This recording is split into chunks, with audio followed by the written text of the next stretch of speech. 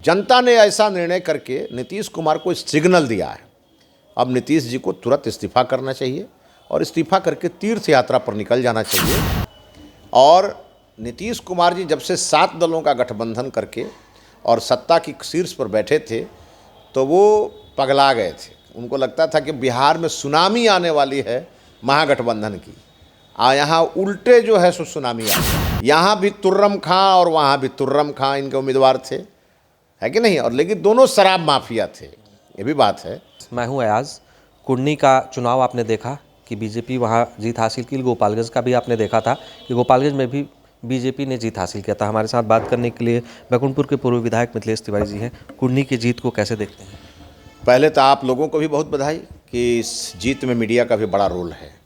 बिहार में आज जो भी गड़बड़ी सरकार करती है उसको बड़ी प्रमुखता से आप लोग दिखाते हैं, और ख़ासकर यूट्यूब चैनल जो आजकल ज़्यादा पॉपुलर है उसमें आप लोगों का बड़ा योगदान है। इसीलिए सबसे पहले आपको बधाई, कुढ़नी की जनता को बधाई, गोपालगंज की जनता को बधाई और बिहार की महान जनता को बधाई कि आपने सरकार के सारे अकड़न को आपने तोड़ दिया।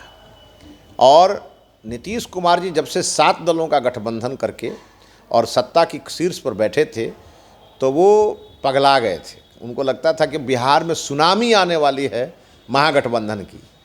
यहाँ उल्टे जो है सो सुनामी आ गया और बिहार की जनता बीजेपी के साथ खड़ी हो गई और 7 दल अलग खड़ा होकर के टुकुर टुकुर ताकते रहे और सत्ता उनके हाथ से निकल गई। जहाँ महागठबंधन बना 7 दलों को मिलाकर, वहाँ गोपालगंज से राजद लड़ी, कुर्नी में जदयू लड़ी, दोनों सीट हार गई। तो क्या लग रहा है? देखिए, दोनों का लिटमस टेस्ट हो गया।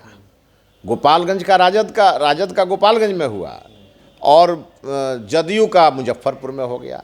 यहाँ भी तुर्रम खां और वहाँ भी तुर्रम खां इनके उम्मीदवार थे, है कि नहीं। और लेकिन दोनों शराब माफिया थे, ये भी बात है कि ये भी शराब और वो भी शराब और बीच में शराबबंदी वाला चेहरा। जनता को लगा कि ये बड़ा कन्फ्यूज राजनीति है, इसलिए जनता ने इन दोनों जगहों पर हरा करके बीजेपी को लाया और जनता ने ऐसा निर्णय करके नीतीश कुमार को सिग्नल दिया है। अब नीतीश जी को तुरंत इस्तीफा करना चाहिए और इस्तीफा करके तीर्थ यात्रा पर निकल जाना चाहिए। जो भी उनके पाप रहे होंगे वो तीर्थ यात्रा पर जाने से धुल जाएंगे। और अगर विलंब करेंगे तो उनके पार्टी के बहुत सारे नेता जो हम लोगों के संपर्क में हैं आजकल, वो किसी समय उनको छोड़ करके भारतीय जनता पार्टी में जा सकते हैं और फिर उसके बाद उनकी और दुर्गति हो जाएगी। क्योंकि जदयू के नेता जैसे छोड़ के बीजेपी में जाएंगे तो राष्ट्रीय जनता दल के लोग उनके स्वागत करने के लिए बेकरार हैं, क्योंकि राष्ट्रीय जनता दल को तो पुराना खुन्नस है उनसे। लेकिन कोई नीतीश जी के रूप में ही एक ऐसा व्यक्ति बिहार में मिला कि जिस कारण से नीतीश कुमार का जन्म हुआ उस कारण के गोद में ही जाकर के बैठ गए। तो ये बिहार की जनता को कभी पसंद आएगा क्या? हम लोगों ने 2005 में सत्ता इनके हाथ में इसलिए दी थी कि हम लोग लालू यादव का शासन बिहार में नहीं चाहते थे और ये लालू यादव का ही शासन लाने के लिए उतारू हैं। प्रतिदिन बयान देते रहते हैं।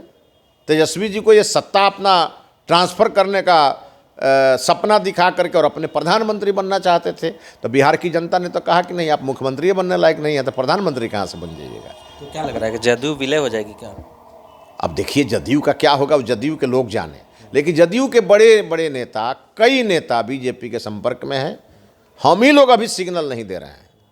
हम लोग भी थोड़ा समय का इंतजार कर रहे हैं कि थोड़ा सा और आम को पकने दिया जाए। अच्छा, ऐसा सुना जाता है कि नीतीश कुमार शराब को लेकर काफ़ी स्ट्रिक्ट है।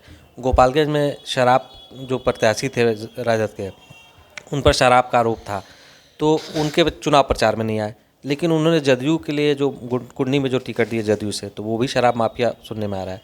तो क्या लग रहा है कि ये स्ट्रिक्ट जो बताते हैं नीतीश कुमार, ऐसा है कि? देखिए, नीतीश कुमार जी बहुत होशियार आदमी है। शराबबंदी के नाम पर जो खेल कर रहे हैं, ये बात अब पूरे गोपालगंज के लोगों को ही नहीं, पूरे कुढ़नी के लोगों को ही नहीं, पूरे बिहार के लोगों को समझ में आ गया कि एक थर्ड इकोनॉमी जनरेट करने में वो लगे हैं। और वो जो थर्ड इकोनॉमी है उसका कहीं कोई जीएसटी और कहीं कोई इनकम टैक्स नहीं है, वो सीधे इनके जेब में जा रहा है और वो पुलिस के द्वारा जा रहा है। जो इनकी पुलिस है वो अपराध पर आजकल नहीं लगी है, वो शराब के व्यवसाय पर लगी है और ये इनके परमिशन से लगी है। ये बिहार के लोगों को मूर्ख बना रहे हैं, लेकिन इनकी पूरी पुलिस शराब के कारोबार में लगी है। होम डिलीवरी एक एक घर में हो रहा है और ये थर्ड इकोनॉमी के माध्यम से बिहार के सत्ता का संचालन करना चाहते हैं। लेकिन गोपालगंज की जनता और कुढ़नी की जनता ने थर्ड इकोनॉमी को खारिज कर दिया और नीतीश जी को भी खारिज कर दिया। और इनका चरित्र तो इसी से पता चल गया कि गोपालगंज में जो इनका उम्मीदवार था राजद का, वो शराब का व्यवसायी था, और जो कुढ़नी में उनका उम्मीदवार था उसका तो जाम सबने देखा है, उसका तो क्या नाम है, ग्लास और उसका क्लास, ये सबने देखा है, ये तो सबके सामने है। तो जब ये कैंडिडेट ही अपना शराब से जुड़े लोगों को दे रहे हैं तो कैसे माना जाए कि ये शराबबंदी के पक्षधर हैं। अच्छा, जब आने वाले विधानसभा चुनाव में क्या लगता है कि बीजेपी फुल बहुमत यहाँ साबित कर पाएगी बिहार में? देखिए, हम लोग तो 24 और 25 का इंतजार कर रहे थे, लेकिन बिहार की जनता ने तो 22 में ही फाइनल कर दिया। 23 का भी इंतजार जनता ने नहीं किया। 3 उपचुनाव हुए सत्ता के बदलने के बाद। आपने देखा गोपालगंज हारे, ये कुढ़नी हार गए, और मोकामा में बीजेपी इतनी प्रचंड बहुमत से वहाँ आगे बढ़ी और वहाँ इनका कोई श्रेय नहीं है। और सबसे बड़ी बात है कि अब तो जो जिस जाति पर इनको गुरूर था, राष्ट्रीय जनता दल को यादव पर गुरूर था और नीतीश कुमार जी की पार्टी को कुर्मी पर गुरूर था, और वो जातियां भी बीजेपी को वोट करने लगी, तो अब इसके बाद बचता क्या है? इसका मतलब है कि बिहार की जनता जातिवाद से ऊपर उठ करके मोदी जी के विकासवाद और राष्ट्रवाद को अपनाने जा रही है और अपना रही है। और अब तो हमको अल्पसंख्यक समाज का भी समर्थन मिल रहा है। एमवाई समीकरण का दावा करती है राजद, तो क्या लग रहा है कि एमवाई समीकरण बरकरार है या टूट रहा है? नहीं, अब इनके पास कोई समीकरण नहीं है। अब इनके पास समीकरण इसलिए नहीं है कि जिस कांग्रेस का विरोध करके नीतीश जी का राजनीति में जन्म हुआ और जिस लालू प्रसाद का विरोध करके वो मुख्यमंत्री बने, वो दोनों को अपना लिए। तो जब उन्होंने अपना लिया तो बिहार की जनता ने कौन पाप किया है कि इनको अपनाएगी? तो बिहार की जनता ने भाजपा को अपना लिया, और इसीलिए अब लगभग जातीय बंधन टूटने लगा और अब एक नई सोच की तरफ बिहार की जनता बढ़ रही है, और उस नई सोच बीजेपी है। और अब बीजेपी ने अपना गठबंधन बिहार की जनता से कर लिया है, और इनको जितने लोगों से गठबंधन करना है करें।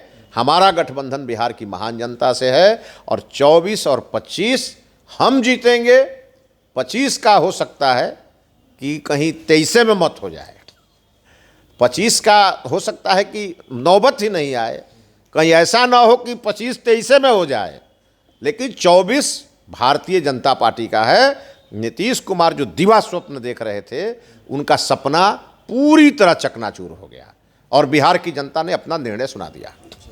तो ये हमारे साथ मिथिलेश तिवारी जी थे, जो पूर्व विधायक मैकुंठपुर के हैं, और इन्होंने साफ तौर पे कह दिया है कि हो सकता है कि 25 की जगह 23 में ही चुनाव हो जाए। और कुढ़नी और गोपालगंज की जीत को इन्होंने बताया कि लिटमस टेस्ट था, और इस टेस्ट में हम लोग जीत गए। आने वाले चुनाव में भी भाजपा की भारी बहुमत से जीत होगी।